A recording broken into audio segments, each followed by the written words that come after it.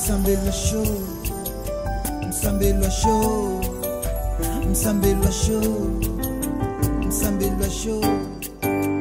Bwana Yesu asifiwe. Amen.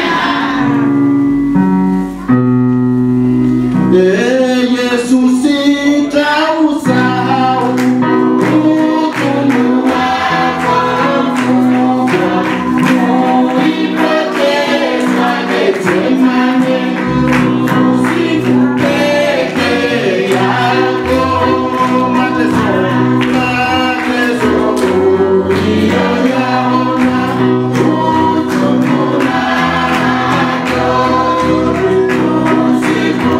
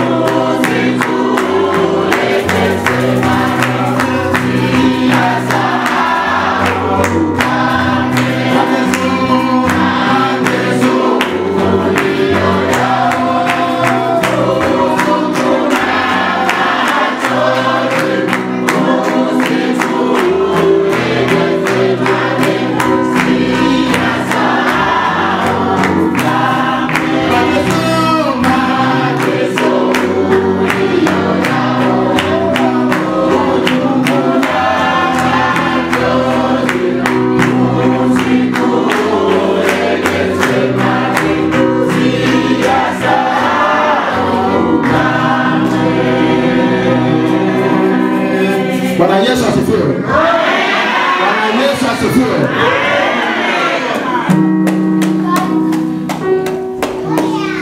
Tunachukua 110.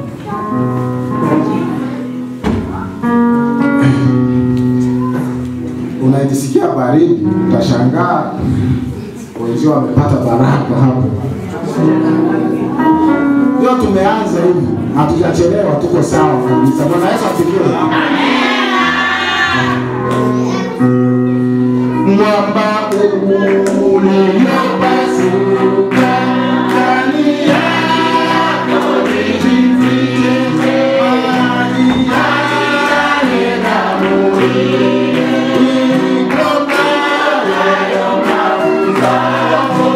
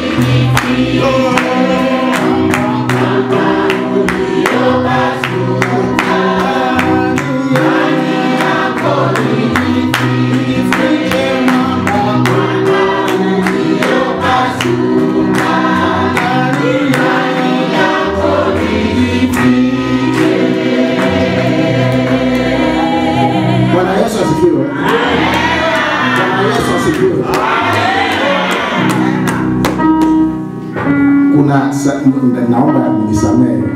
Mimi napenda sana kumpa Mungu sifa. Bwana Yesu asifiwe. Na sadaka za kutoa, zile za kutoa mfukoni ni sadaka. Lakini pia kusema haleluya ni sadaka. Kusema amen ni sadaka. Kuimba sana ni sadaka. Kupiga makofi sana ni sadaka. Bwana Yesu asifiwe sana. Kwa maana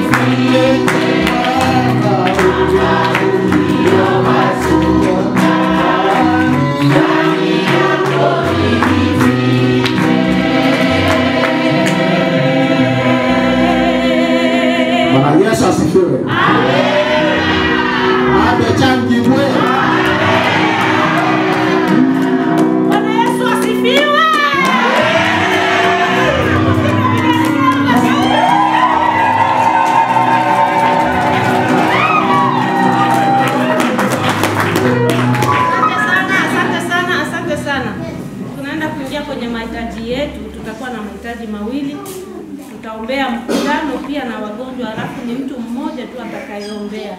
Ninaomba Papa Kams, karibu. Tuombe. Baba, katika jina lako takatifu, ufalme wa ajabu, wewe ni Mungu unayeonekana kila wakati na kila mara. Asante kwa sababu katika maishani na mawazo yetu tulianza kitu hiki, tukawa tumeona ya kwamba labda tutaweza, lakini Mungu kumbe Roho Mtakatifu anaendelea kuwa pamoja na sisi. Nashukuru sana baraza ulioiongoza, baraza uliojaza nguvu za Roho Mtakatifu kwa kuanzisha mawazo hii. Asante Mungu kwa sababu ulikuwa pamoja na wao. Naomba baraka zipate kuwa pamoja na wao, upate kuendeleza kuwaongoza kiakili, upate kuwasaidia kimaadili, upate kusaidia kinguvu ili wapate kuendeleza uinjilisti wa leo. Baba, katika jina la Yesu tunaweka mkutano wetu wote mikononi mwako, kuanza leo asubuhi, leo jioni, kesho jioni. Mungu wetu, tunaomba baraka za ajabu zipate kubana katika mkutano huu. Roho wako asitupungukie, Roho wako atutembelee katika eneo hili. Bariki yule atakayeendeleza uinjilisti, bariki yule atakayeendeleza nyimbo, bariki yule atakayeendeleza mkutano msimamizi. Mungu, tunaomba amani yako ipate kuwa pamoja na wao. Kwa hiyo Mungu wetu, tunaweka mkutano kwa wale watakaolipokea neno, baraka zipate kuwa pamoja na wao. Ufungue masikio kwa sababu Mungu wetu, wewe ni Mungu unayesikia. Utusaidie na upate kuwa pamoja na sisi. Tunakuja kwako na kulia, upate kutuangalia.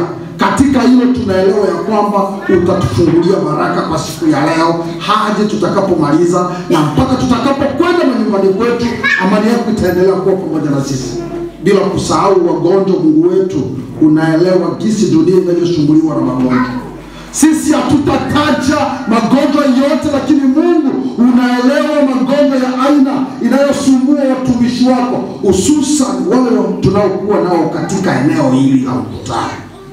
Mungu, mkono wako ungewagusa, mkono wako ungewagusa katika jina la Yesu.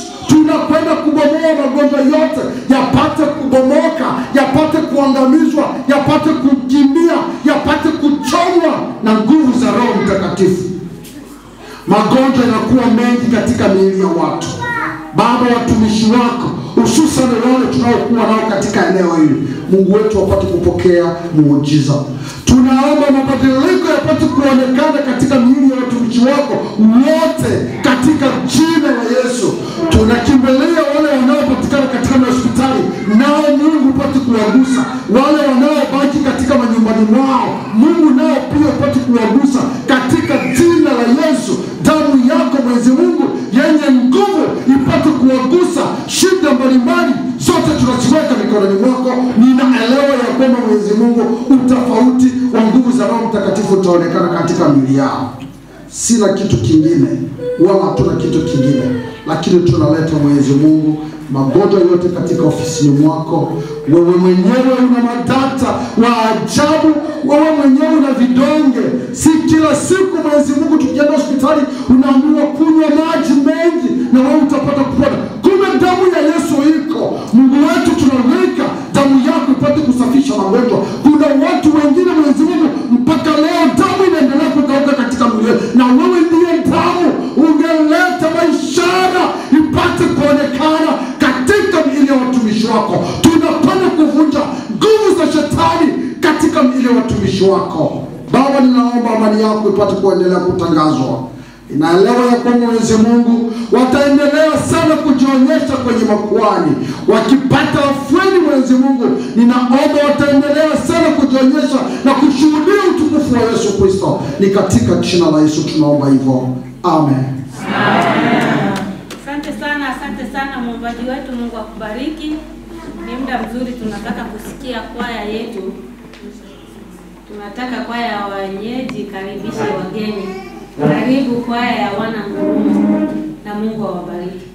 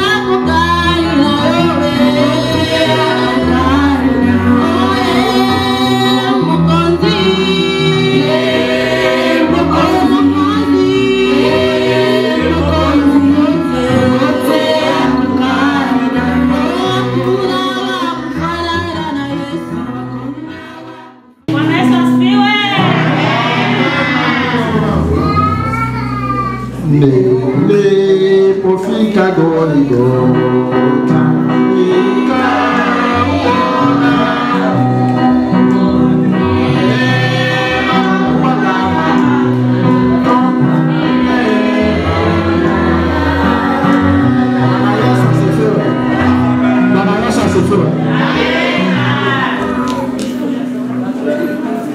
nitahitaji makofi kwa sababu hatuna ritmi hapa. Tunaweza kusimama, tunaweza kusimama, alafu tujisikie kupiga makofi kwa sababu hatuna ngoma. Sijui kama yuko mzoefu ambaye anaweza kutusaidia, kama yuko mmoja ambaye anaweza kutusaidia. Ngoma iko hapa.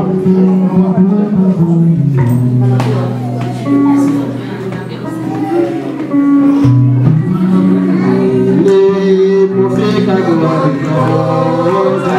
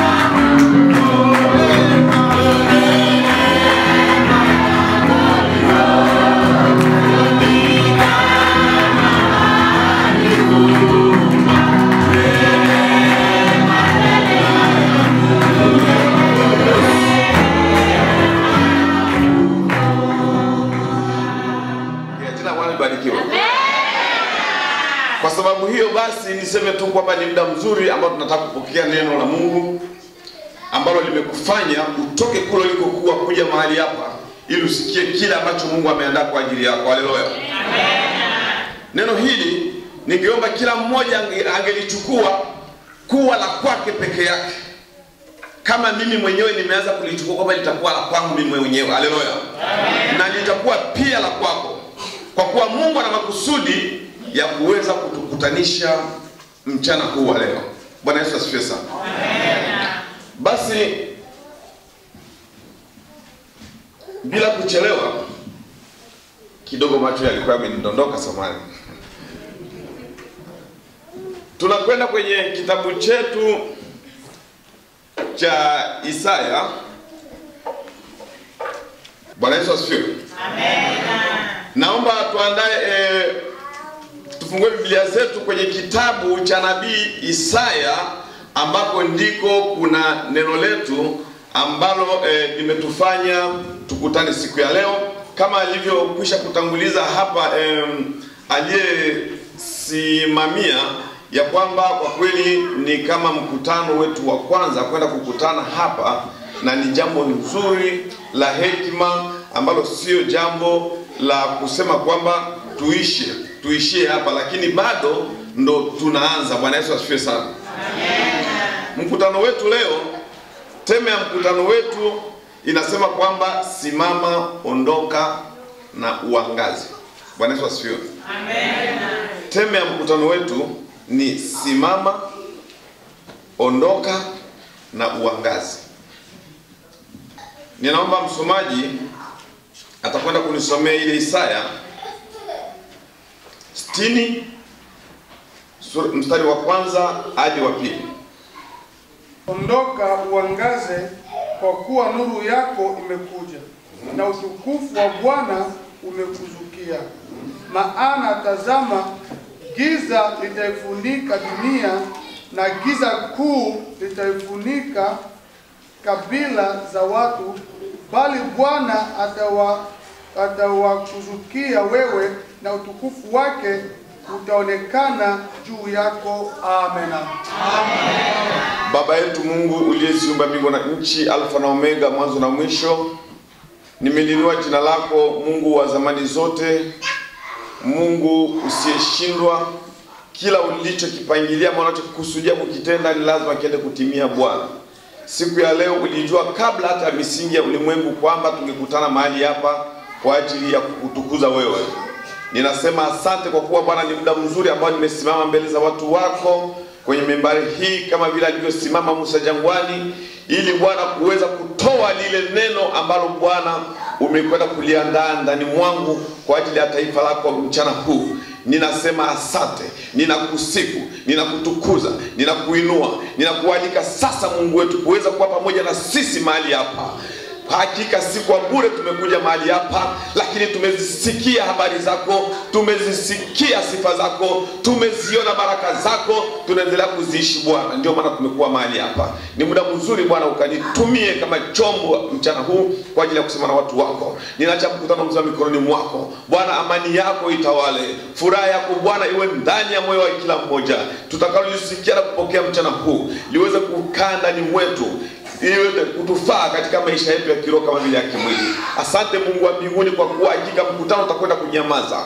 Nimekwenda kusimamia makusudi yote ya ibilisi ambayo inaweza ikaingia na kuinuka ndani mwetu kwa ajili ya kutokupokea neno la Mungu, kwa ajili ya kuleta fujo na kelele kwa jina la Yesu Kristo, na kwenda kunyamazisha. Bwana, wewe ndiye Mungu uliyemweza na yote. Ulimshinda shetani tangu zamani. Bwana, ujitukuze. Tunajidai na kujipiga kifua kwa ajili yako. Asante kwa kuwa utakwenda kuwa pamoja na sisi mwanzo hadi mwisho, ni katika jina la Yesu aliye Bwana mwokozi wa maisha yetu na kuamini. Amen. Bwana Yesu asifiwe. Amen.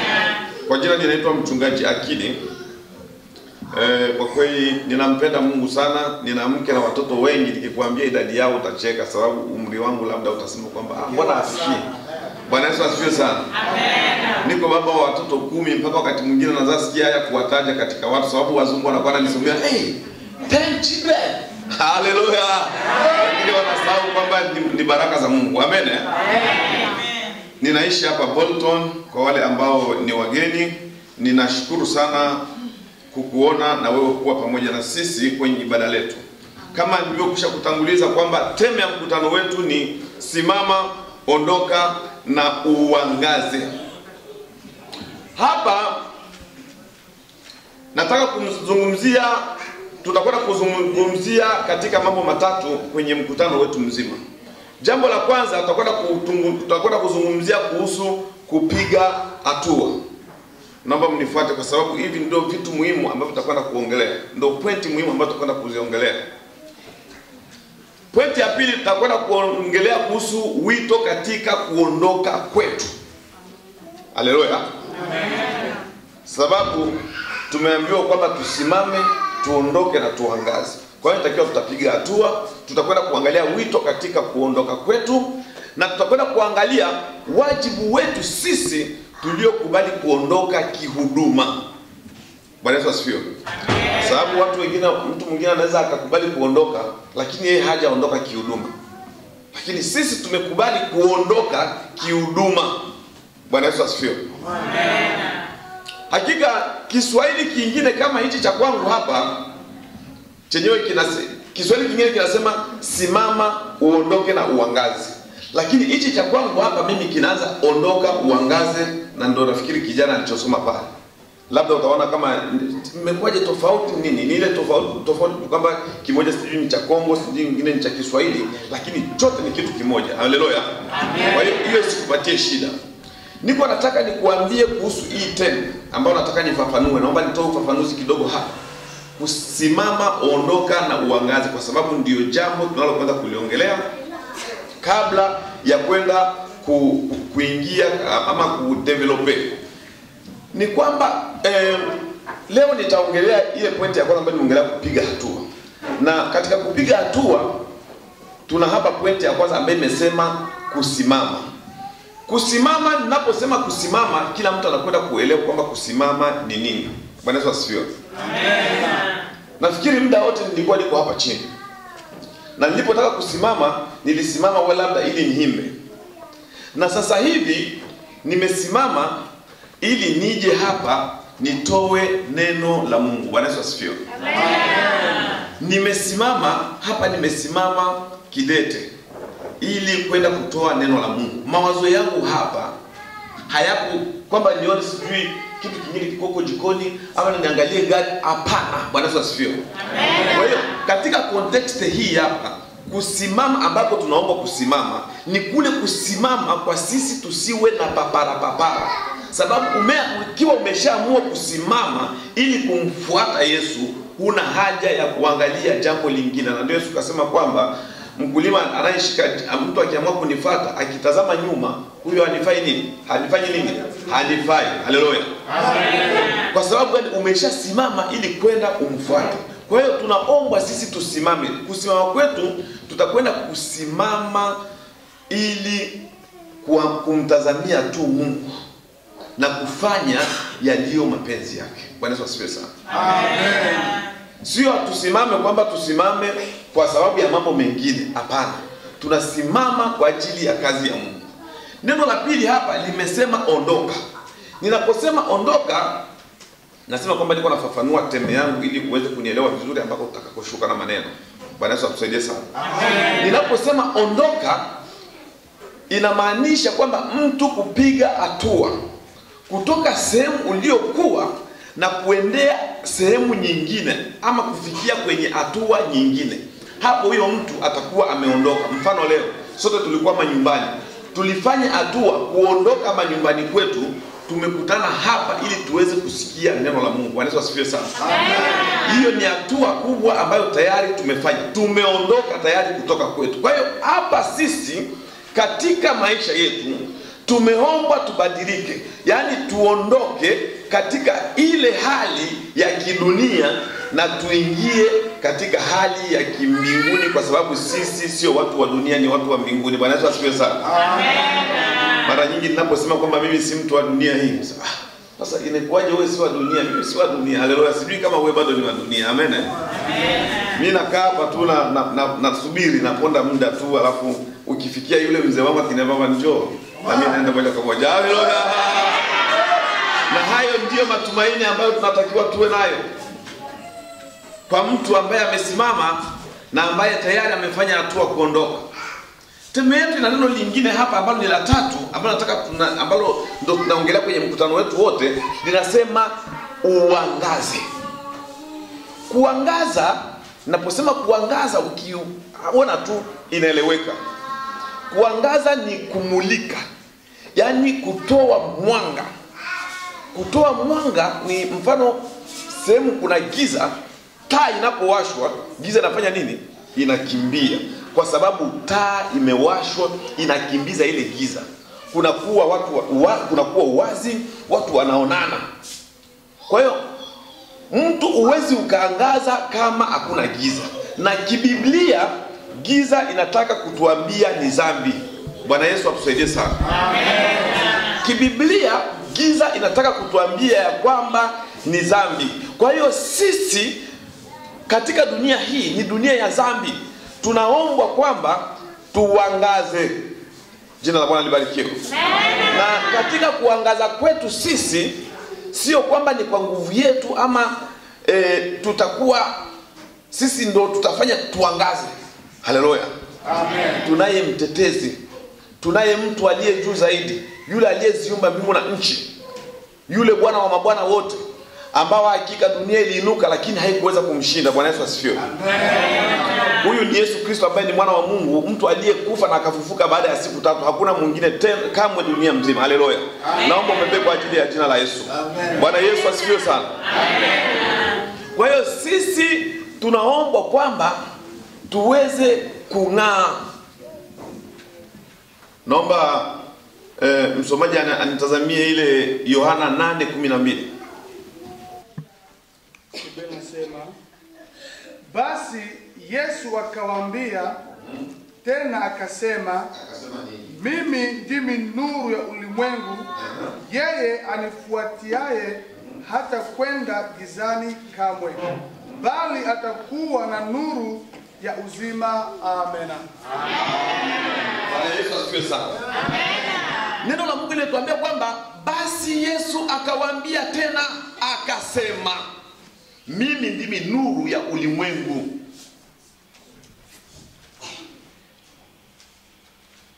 Yeye anifuataye hata kwenda gizani kamwe, bali atakuwa na nuru ya uzima. Bwana Yesu atusaidie sana. Amen. Hapa Yesu anasema kwamba mtu atakayemfuata huyo hatabakia gizani. Yeye ndiyo nuru yetu. Kwa hiyo katika kusimama kwetu sisi, na tutakapokubali kuondoka kutoka katika hali ya kawaida, katika hali ya maisha ya dhambi, hali ya maisha ya kipagani ambayo haimpendezi Mungu, ambayo haifanyi sisi kumcha Mungu na kumwendea, tutakwenda kuangaza. Na kama tutakwenda kuangaza, tutakwenda kuangaza kwa sababu Yesu ndiyo nuru yetu. Jina la Bwana libarikiwe sana. Yesu Kristo ndiyo nuru yetu. Hatutaangaza sisi kwa nguvu zetu ama kwa uwezo tulionao ama uwezo ulionao au nilionao mimi, lakini tutawaka kwa sababu tutamfuata Yesu ambaye ndiye nuru ya ulimwengu huu. Nataka nikuambie mpenzi, siku ya leo kukutana kwetu mahali hapa, Mungu anakufurahia na Mungu anataka akuambie hili. Mungu anakuomba leo wewe uweze kusimama. Mimi na wewe tusimame, tuondoke na twende tuangaze. Kwa sababu unapokwenda kuangalia maisha tulionayo hapa kwa sasa, ni maisha ambayo huenda hatukuwahi kuyaishi. Jina la Bwana libarikiwe. Amen. Na kama wapo ambao walikuwa labda maisha yaliyokuwa kidogo mazuri, waliamua kuyaacha ili kuja kufata haya yaliyo kidogo mazuri. Wale wengine ambao wajua wanasema duniani sawa mbinguni. Duniani sawa mbinguni. Wewe ushafika mbinguni. Haleluya. Amen. Bwana Yesu asifiwe sana. Amen. Bado tuko kule, walikuwa wanasema huku ni hatari, na kuambia mchungaji, duniani sawa mbinguni. Koma wewe. Wewe unajua mbinguni wewe? kuja kufika hapa, mtu unashiba sana unakula, sasa tuna mtu matokeo tena yanakuwa mabaya. Sasa kumbe ndio hivi tena. Haleluya. Amen. Upuzi mtupu. Haleluya. Lakini pamoja na hayo tunaona kwamba yana tofauti kidogo na yale ambayo tumezoea. Nimewahi kukaa na watu watumishi wa Mungu wameniambia kwamba mwanangu, habari hii ya Mungu ambayo tuko tunakufundisha leo imetoka Ulaya. Ilianza huko Asia, Yerusalemu, ikapelekwa Ulaya na wakina Paulo. Na hata ukisoma katika vitabu ndivyo ilivyo. Hawa wazungu wakatuletea hiyo injili mpaka huku, na jinsi tumeipokea ndivyo sasa tunaendelea kuwafundisha hii habari njema. Na tulipopokea habari njema, Mungu aliwahi amesema na watumishi wake ya kwamba watu wa Mungu watatoka kule kwetu Afrika na kuja huku kuja kuileta tena injili. Bwana Yesu asifiwe sana. Naomba mpepe Yesu, haleluya. Kwamba watu watatoka kule, kwa wale ambao waliopelekewa, ambao walikuwa hawajui si kitu, kwamba rudisheni kule kilikotoka. Kwa sababu watu wale baada ya kushiba, baada ya kula na kushiba, kwa baada ya maendeleo, watu wamejikuta wamechanganyikiwa. Yaani katika mboga sijui ili waongeze tomate na chumvi mpaka imewekwa na udongo na majani mengine ambayo ni ya lombolombo, mtu astahili hata kuyala. Jina la Bwana libarikiwe sana. Amen. Alafu unakuta watu sasa mambo yenyewe yanakuwa kama si ya Mungu, ni kama ya kufanana na ya Mungu. Sasa mpaka Mungu mambo mengine ukiangalia hutakwenda kuelewa. Bwana Yesu asifiwe sana. Amen. Na ndiyo makusudi ya Mungu kuweza kunileta mimi na wewe kutoka kule ili tuje hapa.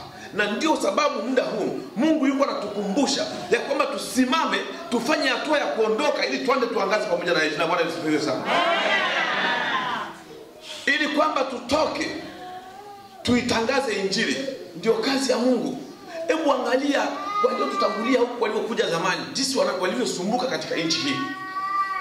Jinsi walivyosumbuka, pamoja na kwamba ndio na sisi tuliponda ile miaka 12, sijui wako waliopiga 16 wakila maharage na njegere.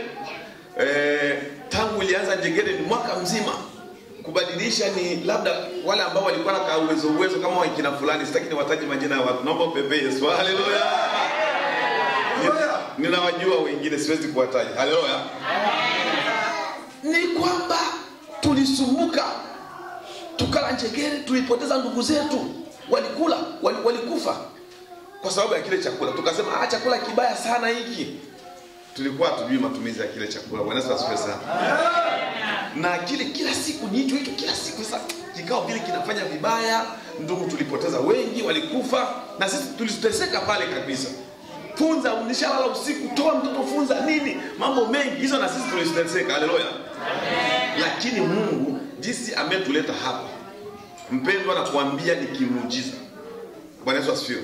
Amen. Mungu ametuleta hapa kimuujiza mpaka leo, yani watu wanakuwa kama kuzolewa.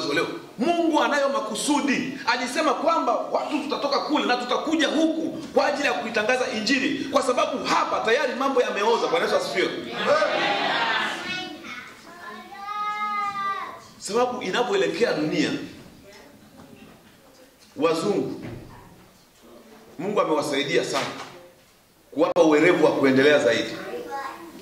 Lakini unapoingia kwenye shop utakuta vitu fulani ambavyo vinamfanana mtu.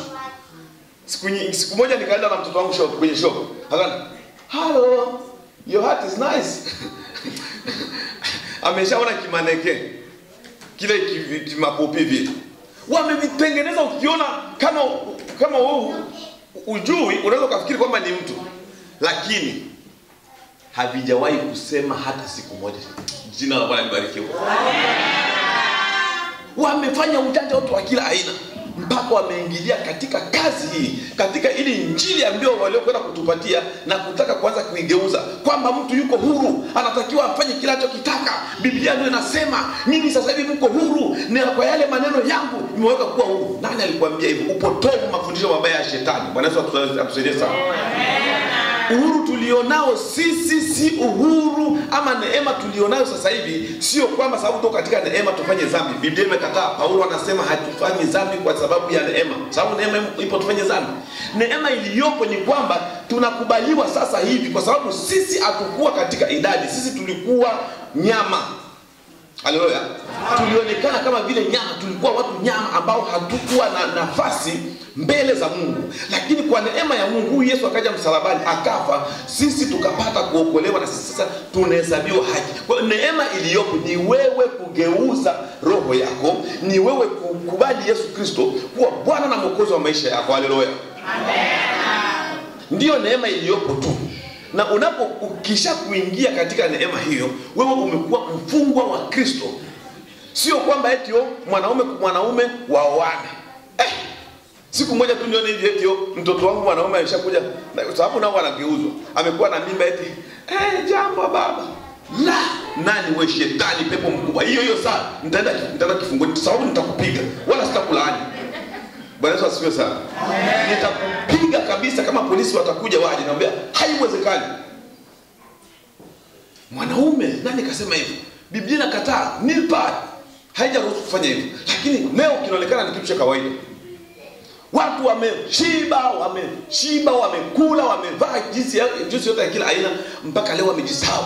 Watu wameshaona kuwa nusu uchi ni kitu cha kawaida kutembea. Lakini sisi waliotufundisha wao kwamba maneno ya Mungu ni haya, ni hivi, tukapokea, tukahifadhi, tukachunga na ile asili, kwa sababu Ukristo una asili yake. Bwana Yesu asifiwe. Ukiangalia katika asili ya Ukristo tangu mwanzoni, Mkristo alivaa mavazi ya kujisitiri kama mmevaa, mmependeza sana. Bwana Yesu asifiwe sana. Naomba mjipongeze. Bwana Yesu asifiwe. Ndivyo Mkristo alivyovaa. Sio mavazi utakuta mtu ambaye ana Yesu mzima ndani mwake, yani ni nusu uchi kabisa. Mtu anapotembea unakuta sijui niseme nini, yani mpaka mimi nasikia aibu wakati mwingine. Ule sio Ukristo. Tumekuja huku sisi ili tuje kuonesha ule umungu kabisa. Ni kitu gani, ni jinsi gani Mungu anavyotaka. Sababu yale maendeleo ambao labda yametaka kupindukia, sababu shetani ni mjanja sana. Analeta mambo ambayo utafikiri labda ni mazuri ya kufaa ambao hayatafaa. Matokeo yake ni madhara. Matokeo yake ni kuangamia. Matokeo yake ni kufanya dhambi mbele za Mungu. Bwana Yesu asifiwe. Amen. Imeruhusiwa leo mwanaume kuoana. Serikali zetu sasa hivi ziko zinaruhusu hiyo. Lakini Mungu hajawahi kuruhusu hicho kitu. Na kama tumekuja hapa, sio swala la sisi kukubaliana na hilo. Danieli alienda Babilona, walikuwa kule Shadraka na Meshaki. Walikataa kutii vitu vingine ambavyo havikumletea Mungu sifa. Kwa hiyo mchana huu niko nataka nikuambie, ikiwa Mungu ametuleta mahali hapa ni kwa sababu ya kuitangaza habari njema. Ndio maana Mungu ametuletea mahali hapa. Amesema kwamba hapa chini ya jua tutavuna 100 kwa 100. Haleluya. Na zaidi sana ufalme wa mbinguni. Na ndicho tunachokuwa tunavuna sasa. Ile 100 ambayo alituambia, kwa sababu nchi na kuja kwake ni mali za baba yetu Mungu. Na ikiwa Mungu amekufanya neema ya kuja hapa ili uje uonje na wewe, ulikuwa labda kila siku kula sombe, sijui ukila leo matembele, sijui ukila nini, lakini sasa hapa unapiga mkono hivi chicken, unapiga mkono hivi yani kila kitu. Haleluya. Mungu alitaka pia na wewe uje uonje, ukaone. Ndio gisi mambo yalivyo hivi. Na leo hii Mungu anakutaka ili sasa uweze kusimama. Hali hii unayoiona usiige. Bwana Yesu asifiwe. Amen. Ninafurahi sana ndugu wengine wanaopitaka watu wengine utakuta nao wanawake na wanaume wanapiga hiki kidogo, wanaume wanaonesha sura. Lakini wanawake wao ndo kabisa. Mimi waga najuza hivi wao watu wanajuanaga namna gani? Kuna kipindi siku wakiwa kwao ndo wanavua manguo ama je. Unakuta mtu ni utu ndo tunaonekana. Sasa na wanasalimiana. Halo. Wanajuana bwana. Sasa mpaka mimi najiuliza. Bwana Yesu asifiwe. Amen. Ile ndio mila na desturi ya kwao ambao walioijua. Kwa nini sisi hatuwezi kuzingatia namna ile? tuko haraka sana kukopi vitu ambavyo haviko vizuri. Lakini leo nataka nikuambie kwamba Mungu anahitaji tusimame, tuondoke ili tuweze kufanya kazi yake. Leo Mungu anataka tufanye hatua, na si mwingine, ni mimi na wewe. Kwa sababu bila hivyo tusipoondoka na kwenda kuangaza katika dunia hii itakuwa vigumu. Lakini kama tutasimama tuangaze, watoto wako, ndugu yangu, kama utafanya hivyo watapona, marafiki zako watapona, familia yako itapona, dunia mzima itapona. Jina la Bwana libarikiwe. Watu wamechoka katika dunia hii, watu wamechoka, wameshaamua namna yote, wakawa wamefika mwisho. Lakini nataka nikuambie kwamba muda umewadia, muda umefikia kwako wewe ndugu yangu, kwako wewe mpendwa, ambaye Mungu amekupatia nafasi hii mchana huu wa leo, ili uweze kuwa mahali hapa kwenda kusikia neno hili ambalo Roho wa Mungu anakuambia kupitia mimi. Bwana Yesu asifiwe sana. Amen. Ya kwamba tunatakiwa tufanye hatua tuweze kuondoka ili kufanya kazi ya Mungu. Sio mwingine. Hamna. Sio mwingine, ni wewe. Naomba niangalizie ile Mathayo haraka ndugu yangu. Mathayo 5:14. Ninyi ni nuru ya ulimwengu. Mji huwezi kustirika ikiwa juu ya mlima. Wala watu hawawashwi taa na kuiweka chini ya kipishi, bali juu ya kiango, nayo ya kuangaza wote waliomo nyumbani. Amen. Amen. Bwana Yesu asifiwe sana. Amen. Biblia inasema kwamba sisi ni nuru ya dunia hii, na watu kama hawawezi wakawasha taa wakaitia chini ya kiago, ama niseme kwa lugha rahisi kwamba ikawashwa taa iwekwe chini ya meza, na hata ikiwekwa chini ya meza ni lazima mwangaza utatoka kule chini. Bwana Yesu asifiwe sana. Amen. Lakini ziko taa zingine ukiingiza hivi, unajua kuna mataa mwingine fulani ambapo kuna kitu kingine cha kupanda, wanaita mkoroboi. Ukichomoka wakati mwingine ukiweka nguvu kanazimika huko koroboi. Bwana Yesu asifiwe sana. Haleluya. Yaani sisi tuko taa, tunatakiwa tuwake, tunatakiwa tuangaze, mwangaza wetu uende kuonekana, kwa sababu dunia hii imechagua dhambi. Dunia imeona dhambi ndio kitu kizuri, na kwa hiyo dhambi, mtu kienda kuangalia dhambi kwa asili yake, bwana, huwezi kumfuata Mungu. Ikiwa leo sisi tumepona, ikiwa leo tuko tunasimama na kulitangaza habari njema, ni kwa sababu hatukuipenda raha ya dunia, ni kwa sababu tuliikataa. Kama tungefuata ule ujana na kutaka kuendeleza pia mambo ya dunia hii, muda huu inawezekana kama hata mimi nimeisha kufa. Jina la Bwana libarikiwe. Amen. Kwa sababu ninajua marafiki zangu wengi sana ambao wamefariki, ambao labda nikikwambia sasa hivi vijana wetu wao wanapiga kidogo bia ambazo ziko nzuri, sijui zingine zinaitwa karanti, zingine zinaitwa sijui dis, zingine sijui senk. Lakini si wakati ule na sisi tulipiga ibuku. Haleluya. Nikisema ibuku, mzee Papa Songo pala anaifahamu. Tulipiga malumaimai. Unajua malumaimai ilikuwa nayo nzuri kali sana. Tulikuwa napiga kanyanga. Haleluya. Tulipiga togwa, zilikuwa nyingi tu. Haleluya. Na zilikuwa zinapendeza sana, zinaweka raha sana. Tulikuwa katika dunia, inawezekana sasa hivi nyewe mna masimu, sisi hatukuwa na masimu. Wakati mwingine sisi tulikuwa tunatumia, unaweka, sababu tulizoea sana kukuza nywele kama kijana hapa, lakini sio, ni mfano tu. Haleluya. Amen. Ukishaweka kalamu, kuna aina fulani ya kalamu ambayo mmepatana na binti wako. Haleluya. Amen. Kwamba nikiweka kalamu namna hii kichwani kwangu, alafu nikipita kwenu, ina maana unikute sehemu fulani. Bwana Yesu asifiwe sana. Amen. Hayo yote mambo tuliyapitia. Lakini sasa hivi nyewe mna masimu. Utaona katoto kama vile kamelala kwenye kitanda. Wewe umejifunika unafanya nini wewe mwenye kitanda? Na hiyo simu. Haleluya. Amen. Mishaipa. Papa, mimi nataka niende sijui Primark.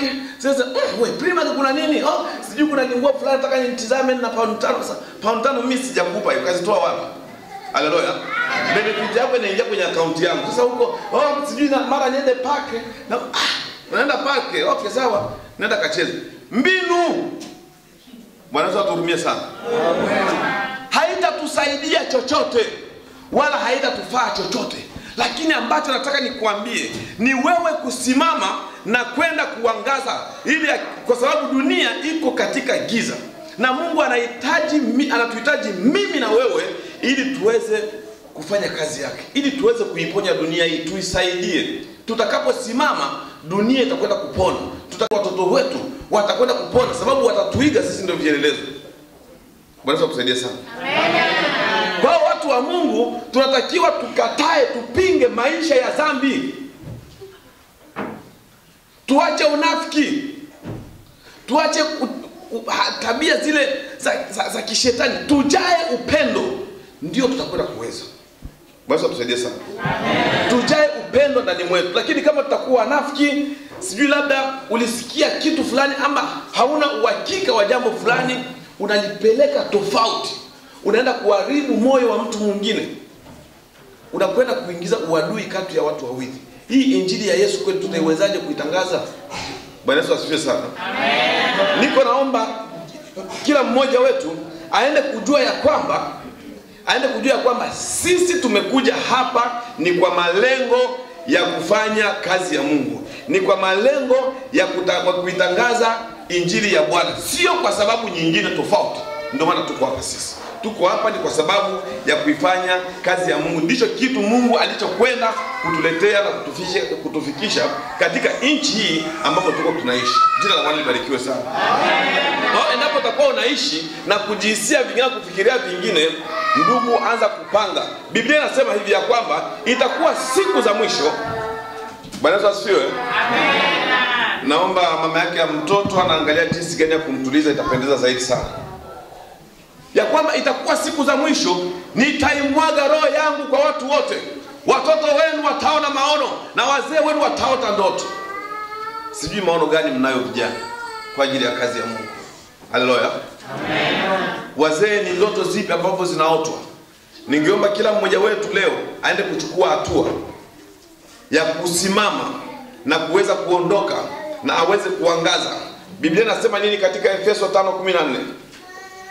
Twende tumalizie hapa. Hivyo usema, amka wewe usinziaye, ufufuke katika wafu, na Kristo atakuangaza. Amen. Haleluya. Ya kwamba amka wewe usinziaye, ukafufuke. Yaani Mungu anataka kutuambia kwamba ni muda mzuri.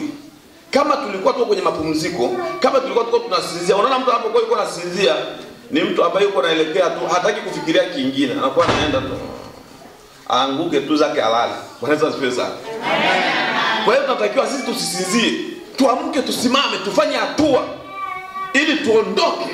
Na katika kuondoka, tutaondoka katika mambo yaliyo mabaya ambayo ni ya dhambi, mambo ya dunia hii. Kama unajikuta kwamba kipi kinakuwa kinanisumbua sana, kuteta, kutukana, kudharau, kuiba, kufanya nini, vitu kama hivyo, kile ambacho unajua kwamba kinakuwa kinakutawala, piga hatua utoke katika hicho. Bwana Yesu asifiwe sana. Amen. Utakuwa umefanya jambo kubwa sana, sababu watu wote tutakuwa mapasta, watu wote tutakuwa mapasta, lakini kwa matendo yako, kwa mwenendo wako ni injili tosha. Bwana Yesu atusaidie sana. Mimi huaga naangalia nikienda kwenye abattoir, unakuta jinsi walivyotesa zile mbuzi na kondoo na ng'ombe, jinsi wamewatesa. Ukimwona mbuzi alivyoumbwa, anatembelea zake wakupendeza kabisa, lakini fika bucha umuone walishamtuna wakamtoa ngozi, alafu wamempandika hivi kama haya mataa yalivyo, ndio wanakuwa na karakai. Yaani hakuna kingine tena. Kilichopo ni kumchukua tu, kumkatakata, sufuria, tumboni, chooni. Hey! Bwana Yesu atuhurumie sana. Nikiangalia haya majani haya, unaona jinsi yalivyo, yanapendeza, nawe yanasema sasa raha bwana, mbona yakiinuka kidogo tu, ngoja utaona kitu sasa hivi yote nakatwa. Mbona hii bwana ilikuwa najisikia vizuri, nawe inakuwa hii majani sinasikia vizuri. kwa jinsi ilivyofanyika. Sote tu viumbe vya Mungu. Sasa unavyokwenda kuangalia viumbe vingine kadiri vinavyoishi hapa duniani na jinsi ninavyoishi mimi, mtu ambaye ni mwanadamu, mimi ni kazi ya mkono ya Mungu. Hivi vyote ni viumbe vya Mungu. Kwa nini kama mimi Mungu angenifanya niwe majani kwa hii kiburi ambayo nilionayo, kwa hii hali ambayo nilionayo? Si kama sasa hivi wanaita nini tule tu vitu twa kukatakata tu majani tule, ile mashine zile. Si kama inawezekana wakati mwingine kama tulishakatwa ingekuwa sisi. Kama ingekuwaje kama Mungu angekuumba wewe uwe kondoo? Ama kama Mungu angekuumba wewe uwe paka? Unafikiri ungekuwaje? Yale mawe ambao watu walikuwa wanapiga mapaka, kama unayakumbuka. Mungu akusaidie sana. Inawezekana yale mawe ungekuwa unapigwa wewe. Lakini Mungu amekupendelea sana akakuumba kwa mfano wake. Na si hapo haja kuishia hapo, amekuleta mpaka mahali ulipo ndugu. Twende tumkumbuke huyu Mungu. Mungu ni mzuri na anatutaka sana. Haleluya. Mungu ni mwema. Kama utakwenda kuangalia huko nyuma kidogo, sababu watu wengi wanashindwa kufanya prospective ya maisha yao. Wanashindwa kuangalia nyuma ni kitu gani alivyokuwa. Ni yapi ambayo jinsi alivyo. Ndugu, jinsi ulivyo si kutaka kwako, lakini ni mapenzi ya Mungu. Anasifiwe sana. Amen. Na huyu Mungu jioni ya leo ama mchana huu anataka kukuzungumzia kwamba simama, uondoke na kwende kuangaza, kwa sababu umekuja mahali hapa si kwa sababu uje kukaa, ni kwa sababu uoneshe ule uungu wa Mungu. Itakuwa jambo la maana zaidi sana kama tutakwenda kusimama sote tufanye kazi ya Mungu kwa pamoja. Naomba tuinamishe vichwa vyetu tuombe Mungu.